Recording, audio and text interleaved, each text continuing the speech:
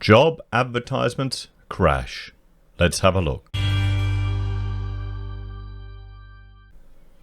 Good morning everyone, Florian.heise here and welcome to another episode of HeiseSays. It's a nice crisp Wednesday morning. I've got my morning stein of coffee and I thought we would have a look at the latest ANZ job advertisements data that has come out because, surprising absolutely no one, this data has crashed, guys. It has crashed. And of course, I have to recenter my screen so you can see it because we're such a polished and high-class operation here at HeiseSays, not run on a shoestring at all. So I'll bring up the graph, guys, that I have referred to a few times. Just bear with me as I remember where I've put it.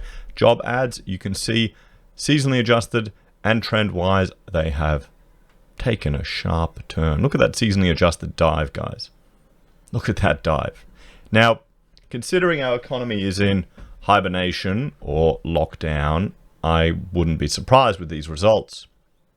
But another thing is with the job keeper payment, it's going to fudge the unemployment numbers. Shouldn't someone on job keeper be considered technically unemployed while they're still linked to their business? And I appreciate the desire to keep that relationship strong because it's the best chance you have of restarting the economy from hibernation. If people are still talking, if there's still a relationship between an employer and an employee, there's a much better chance of it going further. But I've heard people share anecdotes, stories, examples where they've had work and they've tried to get workers to come in and they've said, nah, I'm not going to take the risk, or no, I'll get $750, which I can appreciate. If you have to go work and risk potentially getting this illness, you've got to weigh it up. You've got to weigh it up. Am I going to risk getting sick or not? So as much as I am concerned that we're going to have a group of people that may desire not to work, I can appreciate where a lot of people are coming from with the risk. Because many people are not in the fortuitous situation that I am, where I can work from home. You know, I've got an architectural practice. I've been in lockdown for the last couple of years, mainly because I found it's a lot cheaper than paying rents for retail or commercial premises, and it doesn't make that much difference.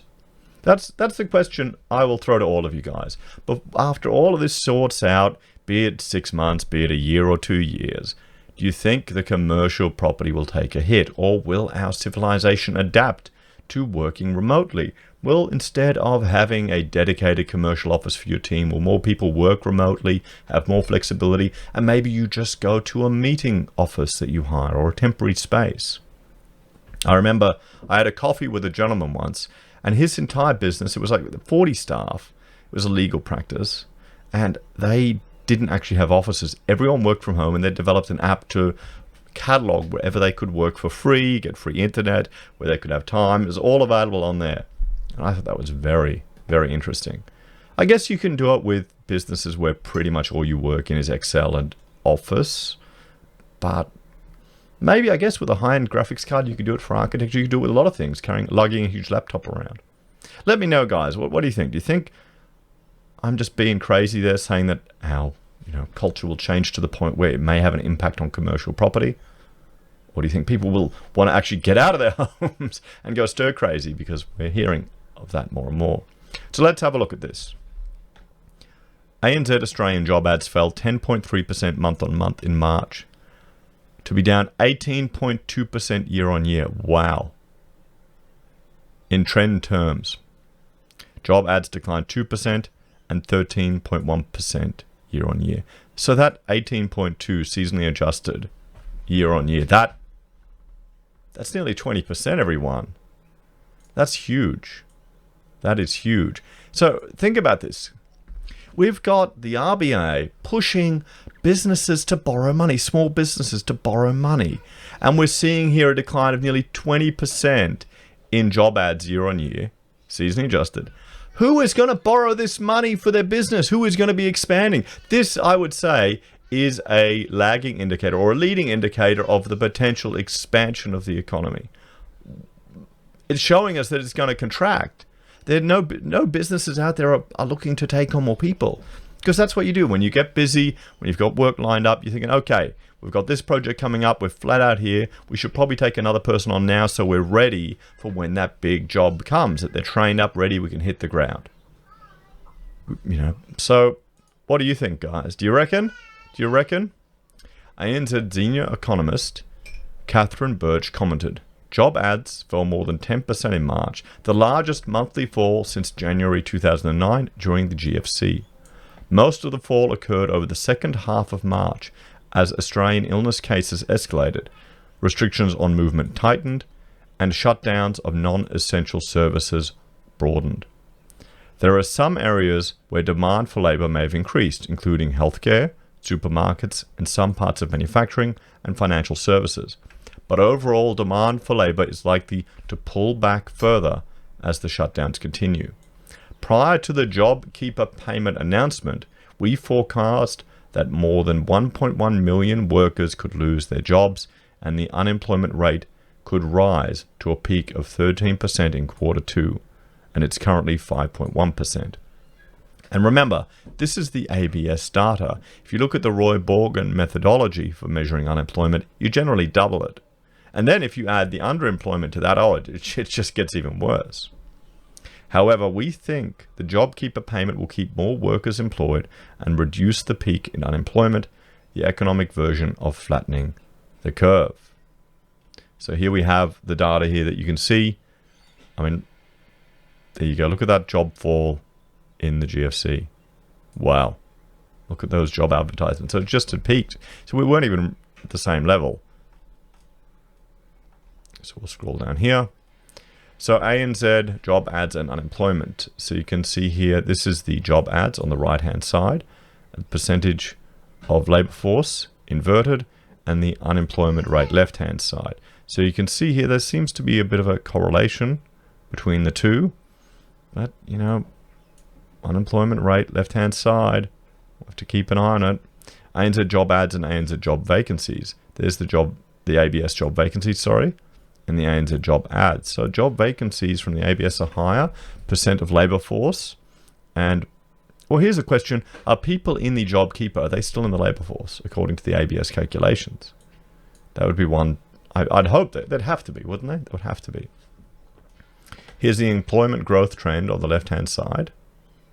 ANZ job ads forward 3 months. So you can see here where employment growth, it's kind of been, as job ads have been declining, percent change, or the growth of it has declined, you can see the job growth kind of aligning with it. So we're heading down here with job ads, employment growth, well, that's going to go down. That's no surprise to anyone. So the ANZ job advertisement series uses a concurrent seasonally adjustment methodology to derive the seasonal adjustment forecast. This means that data from the current month are used in estimating seasonal factors in the current and previous months. Concurrent seasonal adjustment replaces the forward factor methodology from the June 2010 reference method.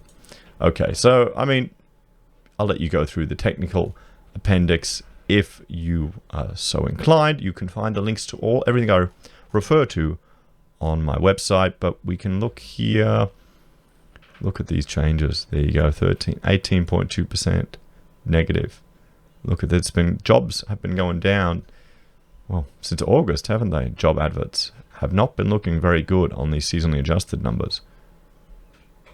Look at the number of jobs, 144,000. That's the trend estimates and the original data, 136 and 142. So there we have it, guys. An 18.2% seasonally adjusted year-on-year decline in job advertisements.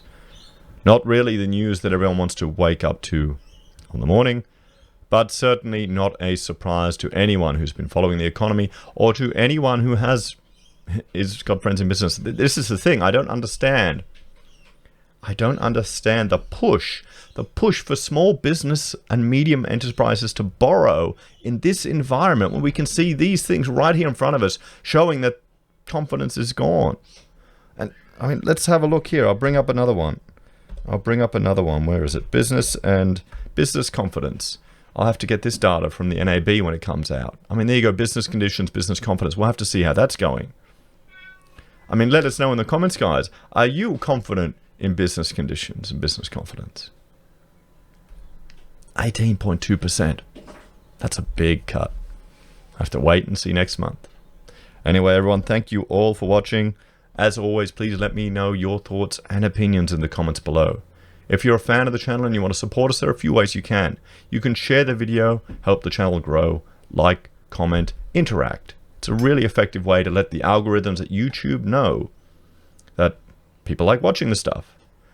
Also, we have the ability for you to join Patreon or for you to join YouTube for a small monthly fee. You get access to badges, emojis, those sort of things. We have affiliate links at Amazon and eBay for your consumer purchases, particularly if you're working at home and ordering equipment. We have referral links for Independent Reserve and Kucoin for the crypto traders out there. We have Gold Pass if you want to send us gold from the Perth Mint, PayPal if you want to make a donation that way, and merch available from HeiseSays on our blog or Teespring. The merch from HeiseSays, and I always point it, I'm going to put one on either side of me. You can see behind me the pocket squares that Rachel made. Perfect for when you're in lockdown and having that digital dinner. You need a pocket square to make the upper half of you and the camera look classy. Anyway, guys, have a great day, and I will see you all in the next video. Bye for now.